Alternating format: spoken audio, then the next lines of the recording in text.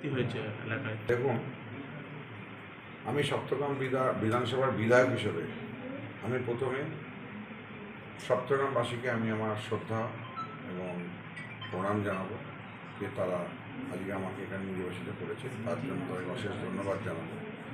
এবং এটাও আমরা জানাবো যে আমরা আজকে 15 বছরের যে চোরের সরকার, যে অত্যাচারিত সরকার, এবং 15 বছর ধরে যারা এই এলাকাকে এবং বিভিন্ন পঞ্চায়েত থেকে আরম্ভ করে বুথ থেকে আরম্ভ করে জেলার বিভিন্ন জায়গাকে যারা আজকে সন্ত্রাস সৃষ্টি করে রেখে দিয়েছিল, যারা দাঙ্গা লাগিয়ে রেখে দিয়েছিল, যারা এলাকায় চুরি করে এলাকাগুলোকে শেষ করে দিয়েছিল, তারা আজকে উৎখাত হয়েছে, অশুভ শক্তির পতন হয়েছে।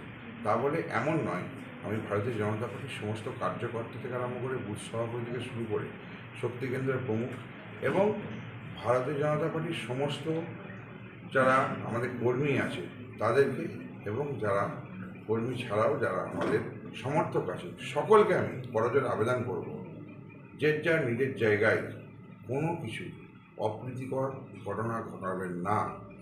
এখন অনেকেই তৃণমূল সাজিয়ে ঢোকার চেষ্টা করছে, অনেকেই আবির মাখছে, অনেকেই গলায় গেরুয়া গামছা নিয়ে মিটিং মিছিলে চলে আসছে। তাদেরকে বিশ্বাস করবেন না, তাদেরকে দলে ঢুকতেও দেবেন না, আর তাদেরকে নিয়ে কোনো মিছিলও করবেন না। আমাদের এখন মিছিল করার সময় নয়, আমরা এলাকার উন্নয়ন করার সময়।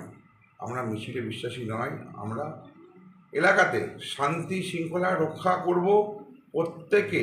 আমি এই সপ্তগ্রামের বিধানসভার বুথ স্তর থেকে আরম্ভ করে মণ্ডল স্তর এবং বিধানসভার সমস্ত এলাকার মানুষকে বলব, আপনারা আইন শৃঙ্খলা কখনোই ভাঙবেন না এবং আইন কখনো হাতে তুলে নেবেন না। কাউকে অত্যাচারিত করবেন না, অত্যাচার করবেন না, কারো বাড়িঘরটার ভাঙবেন না। জোরাত করে করজোরে আবেদন করছি, এলাকায় শান্তি শৃঙ্খলা বজায় রাখুন।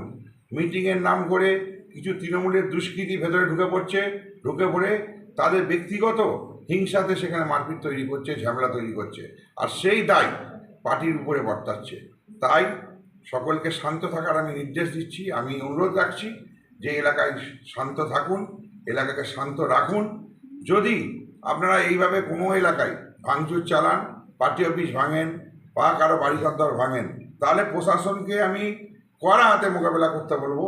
এবং সে যে দলেরই কর্মী হোক, সে যত বড়ই নেতা হোক, প্রশাসনের কাছে আমার আবেদন থাকবে তাকে প্রয়োজন হলে গ্রেপ্তার পর্যন্ত করবেন, তাতে আমাদের পূর্ণ সমর্থন থাকবে।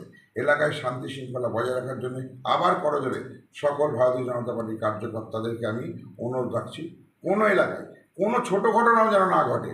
আমরা বিশ্বের সবথেকে জনপ্রিয় রাজনৈতিক দল ভারতীয় জনতা পার্টি এবং ভারতবর্ষের সবথেকে বড় দল ভারতীয় জনতা পার্টি। তাই আমাদের দায়িত্ব অনেক, আমরা জিতেছি, আমাদের দায়িত্ব পালন করব, এলাকার উন্নয়ন করব, মানুষের উন্নয়ন করব, মানুষের পাশে থাকব। আমরা কোনো হিংসাত্মক বিষয়ে আমরা মাথা ঘামাবো না, আমরা হিংসা সরাবো না। এবং তৃণমূল থেকে যারা আসার চেষ্টা করছে, করে হিংসা তৈরি করছে, তাদেরকে একটাকেও আমাদের জনতা পার্টির মধ্যে, ভারতীয় জনতা পার্টির মধ্যে এন্ট্রি দেবেন না, এটাও কার্যকর্তাদের লক্ষ্য রাখতে বলবো। যারা তৃণমূল ছিল, হঠাৎ করে কালকে দেখবেন দুপুরের পর থেকে বিজেপি হওয়ার চেষ্টা করছে, তাদেরকে ঢুকতে দেবেন না। ঢোকার চেষ্টা করলে তাদের নাম লিখে রাখুন, প্রয়োজনীয় ব্যবস্থা আমি নেব। দাদা, এটা নিয়ে তো দলকে মেলাইন করার চেষ্টা হচ্ছে একদিক দিয়ে নাকি? দলকে মেলাইন করার জন্য যারা চেষ্টা করছে, তারা তৃণমূলে থেকেছে, তৃণমূলে করেছে। কালকে দুপুরের পর থেকে তারা মনে হয়েছে যে বিজেপি পার্টি ক্ষমতায় এসে গেছে, বিজেপিতে যে কোনো প্রকারে নাক কান লজ্জা তাদের কিছু নেই, যে কোনো প্রকারে ঢুকতে হবে, বিভিন্ন রকম পোস্টের মারফত হোক, যেভাবেই হোক ঢুকতে হবে। সেই সমস্ত নির্লজ্জ ব্যক্তিদেরকে এবং সেই সমস্ত অপরাধমূলক ব্যক্তিদেরকে, যারা তৃণমূলে থেকে অপরাধ করেছে এবং বিজেপিকে অত্যাচার করেছে, সেই সমস্ত মানুষদেরকে ভারতীয় জনতা পার্টিতে কেউ জায়গা দেবেন না। একটু অনুরোধ, আপনারা শান্ত থাকুন, এলাকায় শান্ত রাখুন।